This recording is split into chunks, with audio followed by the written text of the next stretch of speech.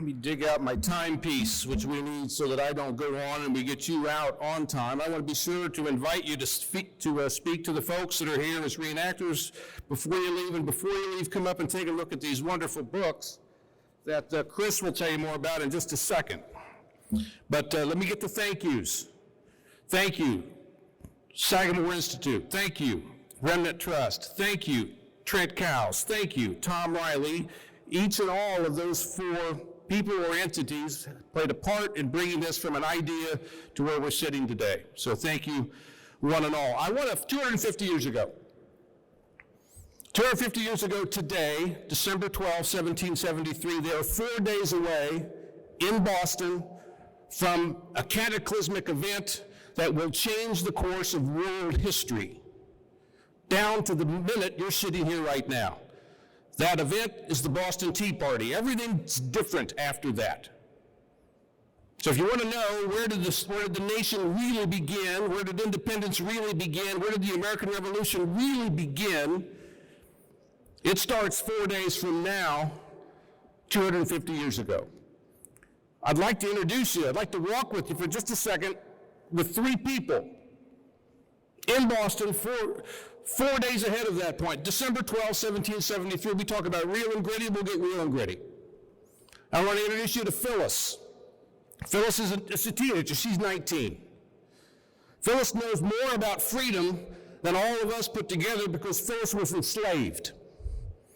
Up until about 4 weeks prior, when because of an unbelievable ability to write and think creatively that came out in the form of poetry and essays, her enslavers believe she needs to be free. Phyllis Wheatley is 19 years old, and up until recently has been the talk of Boston, 250 years ago today. She's thinking about the next phase of her freedom. 250 years ago today, there's another, almost 19, she's in her early 20s, her name's Rachel. Rachel's in her first marriage, God help her. Her husband's second marriage, God help him. He brought a whole bunch of kids from the first marriage to this new marriage to young Rachel.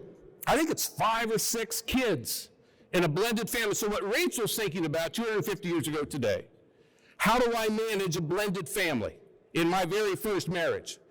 When the oldest child is a daughter who's only a few years younger than me, how am I going to do it? And I got a mother-in-law who wants to help in every way imaginable. Now, how am I going to manage her? And I've got a husband who hasn't been around much lately because he's been planning, he's been plotting, he's been scheming, he's been doing all kinds of things. I know what the scheme and plot and plan are, but how am I going to get all this done 4 days from now when I know things are going to change in a major way? Her husband, by the way, is a silversmith. Her husband, by the way, is a master craftsman. Her husband, by the way, is a master horseback rider named Paul Revere. And there's a third person that both Paul and Rachel know. His name's Samuel. This is Samuel's third time around. 8 years ago, Samuel led a protest against the Stamp Act. Turned violent, turned bloody, turned chaotic. 3 years ago, he tried to do another protest. That turned violent, bloody, chaotic, that Paul Revere will call the Boston Massacre. So this is third time around, and he's just writing a letter to a buddy of his 250 years ago today, December 12th. He's writing a letter, and he says in the letter, something big's going to happen in 4 days. Yours truly, Samuel Adams. So, if you and I were talking privately, I'd ask each of you, today, what's your future look like this morning, the afternoon, tonight? What's your day going to be? You can tell me, by and large, what that will be. There'll be a few surprises here and there, but you'll be able to say today, tonight, all the rest. But what if I were to ask you, what about 2026? What do you expect then? I would submit to you, I would encourage you to use the same confidence that you told me about your future day today. Use that same confidence in thinking about 2026. If you don't mind, I'll speak on your behalf. There's going to be a president who will be 2 years into a term, the election having been in 24. There's going to be a congressional midterm election that's going to be bloodthirsty. because two halves of the country either dislike or despise each other. Pro-president or anti-president. By the way, pick your names, it won't matter. That'll be 2026. I'll suggest something else that maybe is a little bit looser, but if you look at our lives lately, I don't think it is. 2026, I'll suggest there will be somewhere a major international global crisis. That'll be true for 2026. And now we'll have the 250th anniversary of the Declaration in the middle of all of that. So what will we do? I would suggest, and I talked with Teresa about this and the other folks that I thanked, why don't we go back and look at the big four numbers? 50, 100, 150, 200th anniversary of the Declaration. Why don't we go back and see what bubbles up? I'll do that quickly here for you right now. Let's go back to 1826 and we'll tell them our troubles. Let's see, what will they say? Here's what they'll say. Well, we had a presidential election 2 years ago as well, in 24. And the guy who lost that presidential election in 24 has gone around the country ever since saying that it was stolen. It was cheated, it's corrupt, and he knows who the thief is. The thief is, this person says, the political establishment. And he knows the family that typifies that. Happens to be the family of the sitting president, John Quincy Adams. And so this populace is all over the United States saying, oh, elect me properly, and we're going to set things right. So I'll tell you, folks, 2026, don't go tell your troubles to somebody from 1826, because they'll say, stand in line. Let's go to 1876. Some of you know where I'm headed on this. We're 11 years out of a civil war where, in fact, Americans so despised each other, they went to war against each other. The uniforms and the battlefields and the blood and all the rest, 700,000 killed. That was 11 years prior. The president got murdered 11 years prior. Another president was almost impeached a few years prior. And in 1876, you've got another part of the country that really still is fighting that war. And in 1876, you've got the single biggest military disaster since the war had ended. Because a man with yellow hair named Custer had his 7th Cavalry wiped out at the Little Bighorn River Valley. So why don't we go talk to them? Oh, and one other thing, we've got a presidential election that's already looking it's going to be too close to call. It'll be in dispute. They'll have to have a congressional committee to sort it out. And no one will be happy because there was a backdoor deal done. So why don't we go ask them in 1876 about our troubles? Say, buddy, get in line. Let's go to 1926. Same thing. We've got a presidential election in 24, a midterm in 26. But you know what else? I'm glad you're seated. You know what else? We're just out of a pandemic.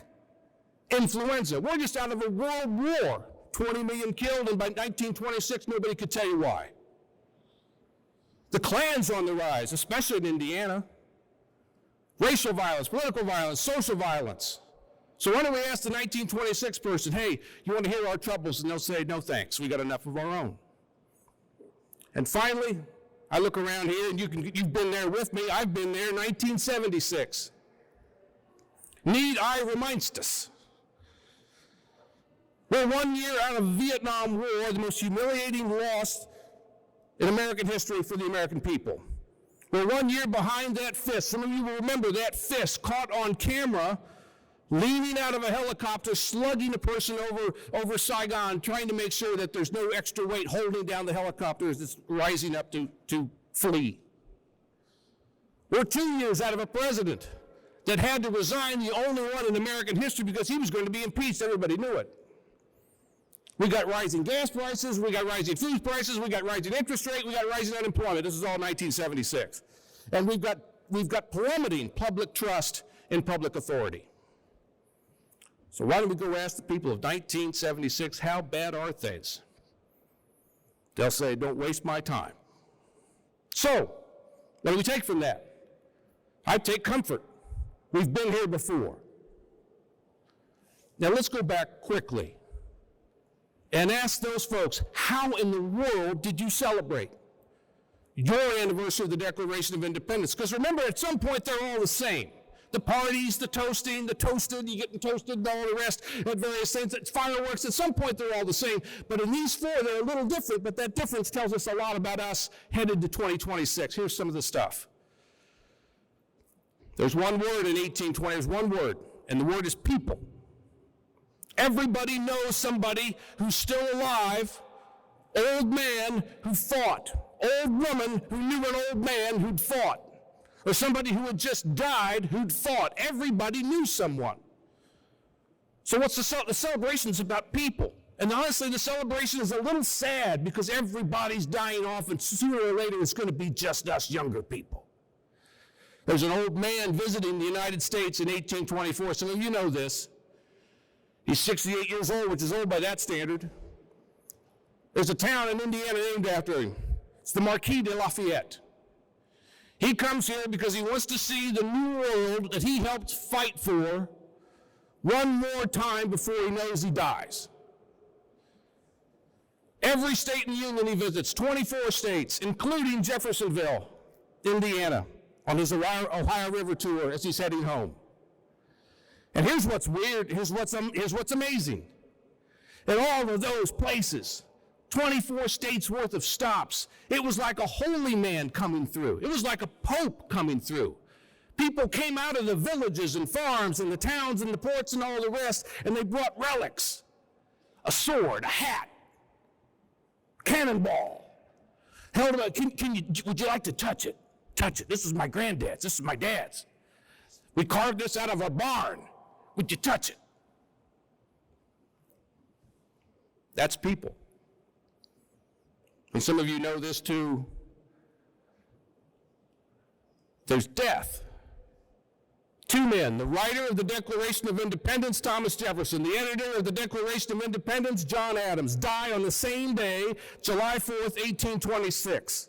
50th year to the day of the Declaration of Independence. And what do you think people conclude? It's heaven sent.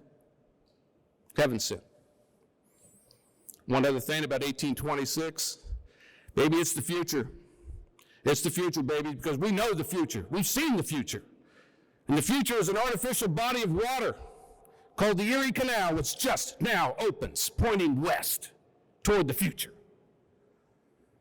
So that's 1826. What happens in 1876? It's not about people so much. Now there's Washington and Adams and all the other folks. But it's not the thing that's front and center. The thing that's front and center in 1876 is place. Place. Philadelphia, Independence Hall, place. And guess what else is front and center? The federal government. We're going to have the entire 100th anniversary centered around Philadelphia. So you can have your local stuff, that's fine. But everybody's going to want to filter and travel by train to Philadelphia because that's the big celebration. In fact, it's so big, it's not even national. We're going to call it a World's Fair. 450 acres. It goes on for what? We got May all the way to December. That's the celebration. And it swallows up all the energy, all the oxygen, and all the attention across the United States. You got to get to Philadelphia to the Centennial. And when you get there, what are you going to see that's memorable? Ain't going to be Washington, ain't going to be Adams. You'll never guess what you're going to see. You're going to go back home and you're going to tell your folks and your grandfolks and whoever couldn't come with you, don't ever forget what I saw in Philadelphia. I should have measured this. First floor, I should have measured it. 45 feet high is a machine called the Corliss. It's all it is, a machine. Produces energy. 30-foot flywheel. It powers 800 exhibits on the 450-acre campus, the Corliss. So the Declaration, boy, that's great. The Constitution, boy, that's great. But did you see the Corliss? My God, that's the future. Everybody was awestruck by the Corliss. The opening of the event is the ignition of the Corliss by the president and by the senior dignitary who's visiting, the Emperor of Brazil, and by the Emperor's wife. Now, I ought to raise a fourth finger here, because who's missing? The First Lady, Julia Grant. I'm not going to raise a fourth finger.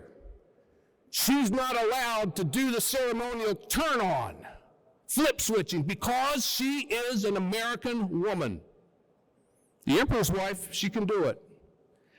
The First Lady, not going to let it happen. Upsets people. There's a protest on July 4th at the ceremony. Celebrating the Declaration, there's a protest. They get up and they pass out leaflets. Boy, does that sound familiar? And there was supposed to be a statue of a black preacher. It was made. Richard Allen was the name of the preacher, famous guy from the Revolutionary era. They were going to pop that statue up on the 450 acres. Well, you know what? We just lost it. Lost it in the mail. Lost it in the mail. By God, oh, by the way, it turns up December. Ah, there it is. Well, we're closing down. Isn't that a shame? Isn't that a shame? You can imagine Frederick Douglass's interpretation of the lost statue. What's 1926? So we've got people in 1826. We've got place in 1876. Well, guess what they tried to do in 1926? Replace. As in repeat the World's Fair, the Philadelphia, and all of the stuff that was attempted and successfully done in 1876. We don't know what else to do, so let's just repeat the past. That's got to work, right? It's a miserable failure. Hardly any foreign nations showed up. Construction always behind time or bad quality. People griping about who got the money for this budget or that budget or some other budget. It's a mess in 1926 in their celebration, with one glowing exception. You know, I didn't tell you this earlier, and I apologize when I went through the 1926 troubles. They had elected a president who was physically weak. They had elected a president who had an existing condition personally that was very troubling. And in fact, that president keels over with a heart attack and dies in the year 23. His vice president has to come in. Calvin Coolidge. Calvin Coolidge wins election in his own right in 24. And on July 5th, Monday, 1926, because he won't offend the people who would be offended if he did it on Sunday. On Monday, July 5th, 1926, he takes the American people and everybody who's watching and listening through the most incredible exploration and journey through the Declaration of Independence that any president had ever expressed. Underline, any president had ever expressed, before or since. And you know, Calvin, if you look him up on Google, he's going to look ridiculous. So you probably see a native headdress. He'll look like an idiot. But don't let that photo be your thing. Calvin punches back in his speech. Punches back. They're trying to take the Declaration away from us. The previous administration before my predecessor of the other party is trying to take the Declaration away from us. And I'm going to walk you through all of these wonderful reasons why the Declaration is the thing. The Declaration is the future. I encourage you, set aside some time, read that address. It's remarkable. That's 1926. So the replace didn't work. But boy, that speech lives on. Finally, 1976. Oh my heavens, I don't know how many of you are going to know this. Maybe you know it and forgot it. They gave up. They gave up. The National Commission gave up in 1973, 3 years before their anniversary. They all hated each other. They all distrusted each other. They all couldn't stand to be in the same room with each other. Left and right, right and left, didn't make any difference. So the Richard Nixon administration, as it's starting to sink into its kind of Watergate problems, disbands the National Commission. Everybody throws up their hands in failure. and goes home. With one small exception, they say, well, we'll leave the pot of money and we'll make up a term, I don't know, let's call it bicentennial communities. And if you got a village or a hamlet or a town or a city or a county, whatever, you can apply for it to be a bicentennial community. We'll give you a sign. And you can put it on the front of town. That was it. One other thing you need to know, the FBI goes on high alert for July 4th, 1976. Well, why would that be? The FBI goes on high alert because they're afraid of domestic terrorism. Bombings, shootings, kidnappings. Many state police agencies follow suit. High alert for July 4th, 1976. And you'll never guess what. By the way, you ever pick up a dandelion when it's gone to seed and you kind of, and all those little white things go into the yard, and you know, another 2 weeks, they're up as yellow. That's what happened in 1976. They gave up, and all those seeds spread across the country, and by gosh, almost every single town, village, came up with their own idea, got that sign, and got a little money to match with whatever they could do themselves, and it was absolutely beautiful. Trust the people. Number 2, get on the ground. And what I mean by that, let the national stuff do the national stuff. That's fine. But you want it real? Get on the ground in your county, in your town, in your city, in your neighborhood, and I would argue as individuals, get on the ground. Number 3, find the meaning. We'll be real good at the mean, M-E-A-N. We'll be real good at the mean part of it. We can see that now. But folks, you got to add that ing. Find the meaning. Do what Coolidge did. Find the meaning of it. And you know what? Number 4, I'll suggest the meaning's going to be somewhere in my 4th remark. You got to look at all tenses of time. Past. Our reenactors, the documents, and all the stories that we know or will come to know. Present. What do people need right now? Who are we right now? And future. The document is the future, not just the past. I appreciate everybody coming this morning. We'll take maybe some questions later on or what have you. But it's been a blessing of mine to stand here and share with you a result. And by the way, my paper's up here. If you need a new tire jack or whatever like that, you're welcome to use my paper. You fold it up. It'll serve dual purpose. But you're welcome to take a copy. You're welcome to get a copy that we can send to you. Thank you so much for being here today.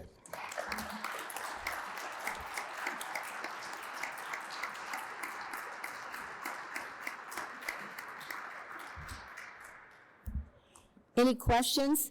I'm sure that sparked a lot of thinking. You know, I was sitting here thinking about what a young country we still are, even with these big celebrations. This is a silly story to tell, but my grandson loves every living creature. And I was reminded when I was looking at a picture of him with a tortoise, that there are tortoises that have lived longer than our country, 300 years. So, I mean, so it is still an experiment in many ways. And what we always say is that the preservation of democracy is not inevitable. And I think we heard some very compelling stories today about why we need to be engaged. Any thoughts or questions from anybody in the audience today?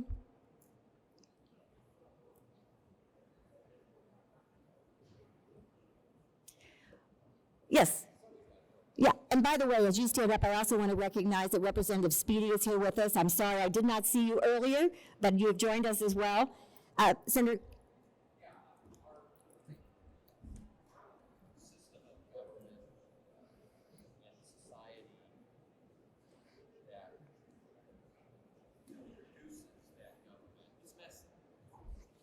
Very.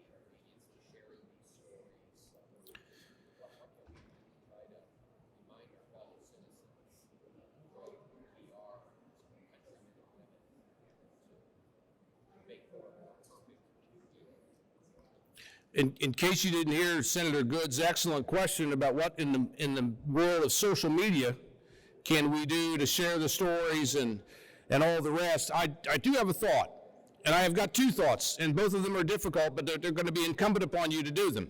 Thought number one is you've got to find that meaning. How do you find meaning? You don't do it reactively, and that's thought number two. Be patient in reacting to people. We don't see a lot of patience on the machine. In fact, we see the opposite of it. But I would say you've got to resist that impulse to react. Hit send, hit post, or hit whatever obscene thing that could be done in reaction to some ridiculously stupid remark. So, be patient to find a meaning and then share that meaning. Now, I'm realistic enough to know you do that 10 times, there might be 4 people who will never hear you. So, hang on to those 6. Hang on to those 6. Who else has a question, a thought? Thank you, Greg. Yes, ma'am.